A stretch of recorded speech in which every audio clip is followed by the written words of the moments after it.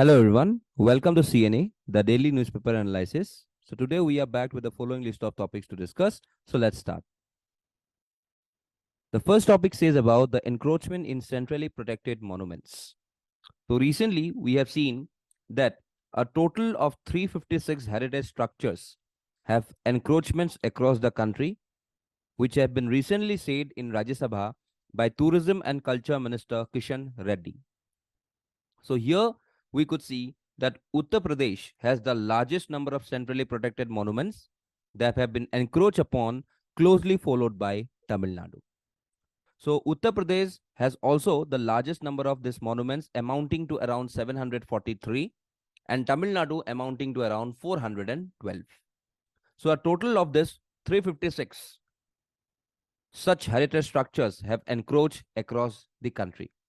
So India has a total of around 3,695 centrally protected monuments or sites in the country under the protection of Archeological Survey of India. So these monuments are regularly inspected by the ASI officials to assess their present conditions, and therefore we need to build necessary conservation and preservation works as per the requirement of the respective structures. Okay, तो यहाँ पे देख सकते हो कि क्या हालत है. ये सब जो एरियाज होते हैं ये एनक्रोच होते हैं.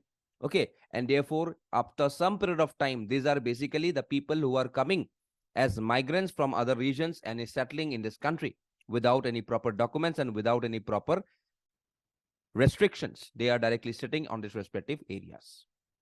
So therefore these areas could be very much protected from the encroachers by the Ancient Monuments and Archaeological Sites and Remains Amendment Act of 2010. So the main objective of this act is to protect the historical monuments and archaeological sites which are basically of national importance. So they regulates the archaeological excavations and the protection of sculptures, carvings and other such objects. So therefore this Archaeological Survey of India functions under the provisions of this respective act.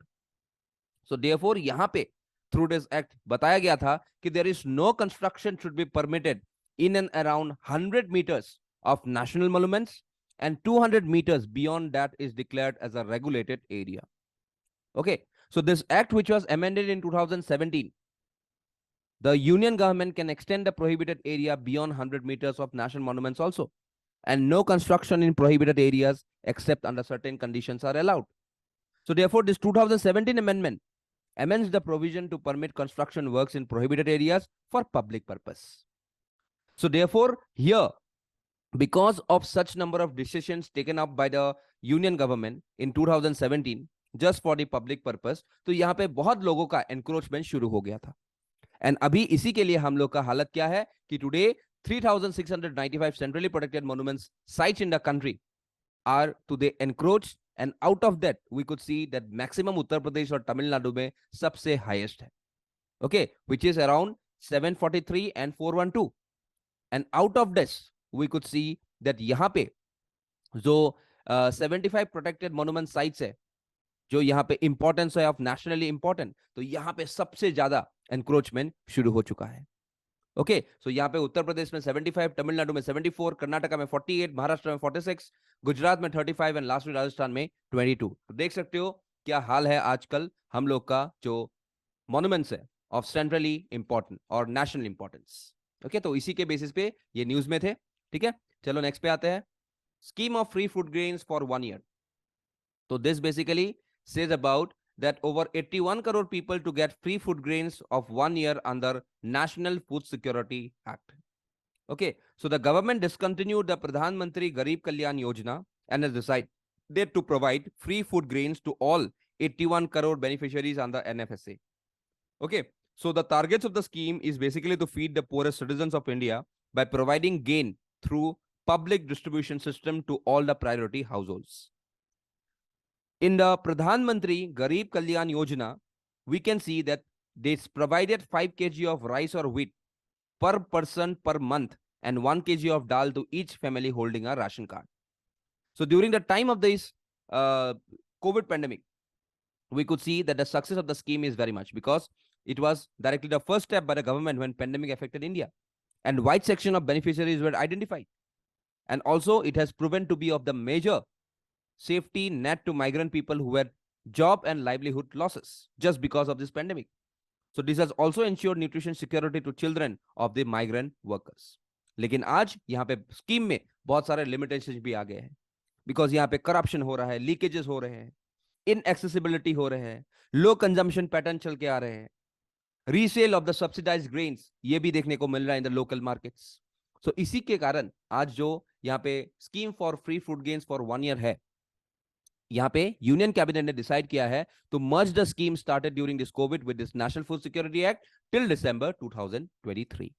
तो अगले 1 साल तक यहाँ पे जो schemes of food grains है ये चलता रहेगा, विच इज बेसिकली द प्रधानमंत्री गरीब कल्याण अन्न योजना.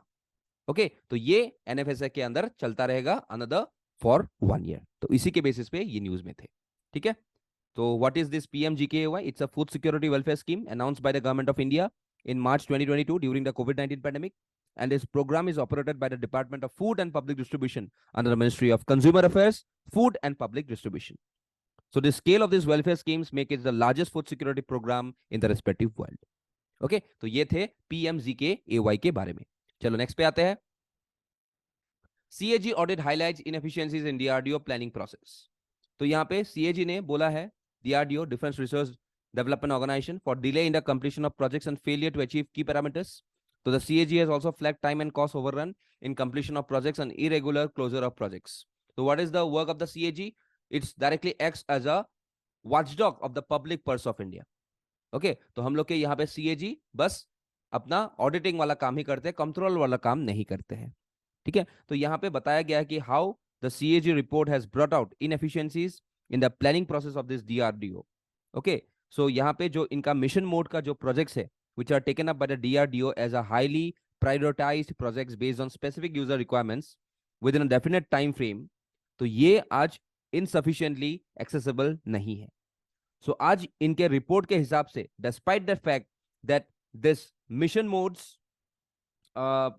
modes were brought in by DRDO, the outcome is certainly not very satisfying. Okay, in around 119 out of 178 projects, the original time schedules could not be adhered to, and in 49 cases, the additional time was in fact more than 100% of the original time frame. तो ये जो overall the delays है, it ranged from 16% to 500%. An extension of time for completion of the process was taken multiple times. तो आज यहाँ पे जो inefficiency है of DRDO and with respective to their planning process, with respective to their completions, तो ये एक failure है of the DRDO as a single body unit. तो उसी को यहाँ पे हाईलाइट किया गया है कंट्रोलर और ऑडिटर जनरल के द्वारा, हु इज बेसिकली, क्योंकि आज DRDO किसके पैसे से काम कर रहे हैं? Tax payers money.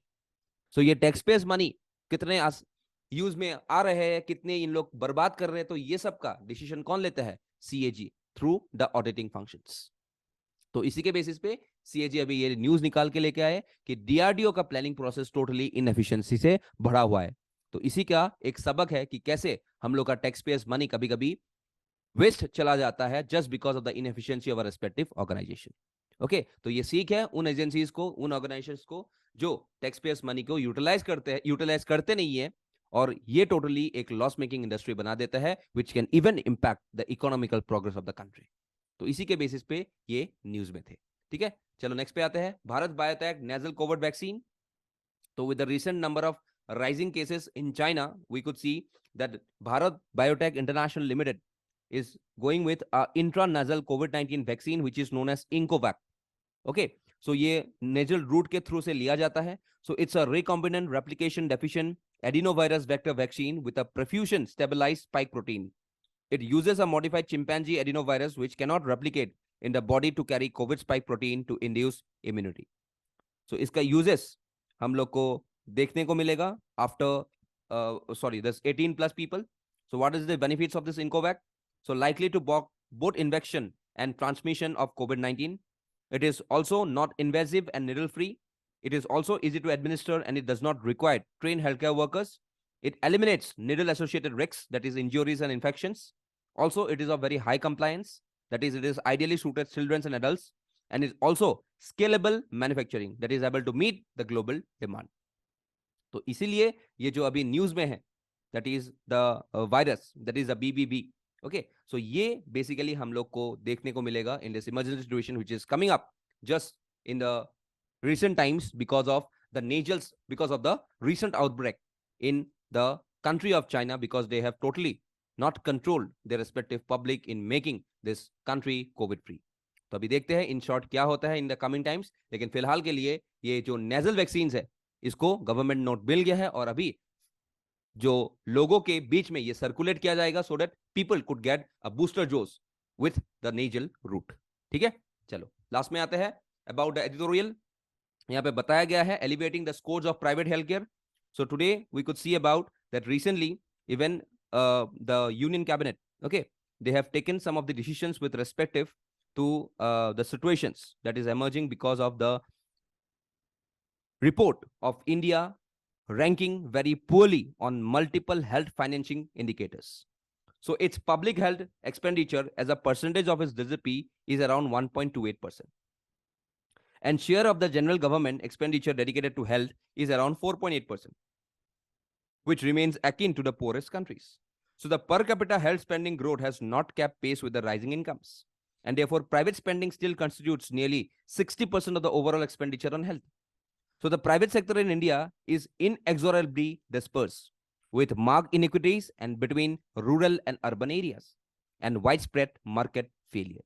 So in such a scenario, initiatives that seeks to make private healthcare more affordable without affecting care quality assume importance. This is likely to encompass a wide range of policy instruments that alter the operating conditions of the private sector. Moreover, if you have to go for such number of increased amount of this sector, that is the healthcare sector, such policies have to be enshrined in our national health policy first. So this should not be confused with driving public funds into public-private partnership. Rather, we need to overarching policies that drive down private healthcare costs, even for the self-paying consumer with little or no government subsidies. तो ये आज हम लोग का plight है किस चीज का, प्राइवेट हेल्थ केयर सिस्टम का। क्योंकि प्राइवेट हेल्थ केयर में कभी कुछ हम लोग जानते हैं तो हम लोग क्या देखते हैं कि वहां पे स्पेंडिंग बहुत ज्यादा होता है। So out of pocket expenditures हम लोग का बहुत ज्यादा हो जाता है और गवर्नमेंट सपोर्ट हम लोग को नहीं मिल पाता है। तो इसी के बेसिस पे यहां पे बोला गया है about the source of private health care system in our country. So आज 60% of every expenses that a person is directly making in the healthcare facilities. So we could see that 60% is basically coming in from the pockets of a respective man and not from the respective government. तो subsidies भी नहीं मिलता है यहाँ पे। तो इसी के बेसिस पे ये अगर हम लोग को पॉकेट एक्सपेंडिचर्स कम करना पड़ेगा तो उसी के बेसिस पे हम लोग को यहाँ पे जो प्राइवेट हेल्थ केयर सिस्टम है उसको रिजिड बनाना पड़ेगा और इसको नेशनल हेल्थ पॉलिसी की तरह हम लोग को लाना पड़ेगा। तभी जाके हम लोग ये जो प्राइवेट हेल्थ केयर का जो मैनेज है इसको हम लोग बदल सकते हैं। तो इसके लिए हम लोग को जो जीडीपी का अमाउंट है उसको बढ़ाना पड़ेगा in health care system and also we needs to stop और reduce the out of pocket expenditure so that we could induce more and more number of people in the private sector so that they could get some of the treatment which is very much of necessary for them in their tough times. तो उसी के बारे में ये editorial discuss कर रहे थे। ठीक है, चलो, so we have got this 5 number MCQs. Please do attempt these MCQs and do join our WhatsApp as well as Telegram channel for further updates as well as to get some free study materials for your upcoming APSC prelims. So that's all for the day. Thank you and Jai Hind.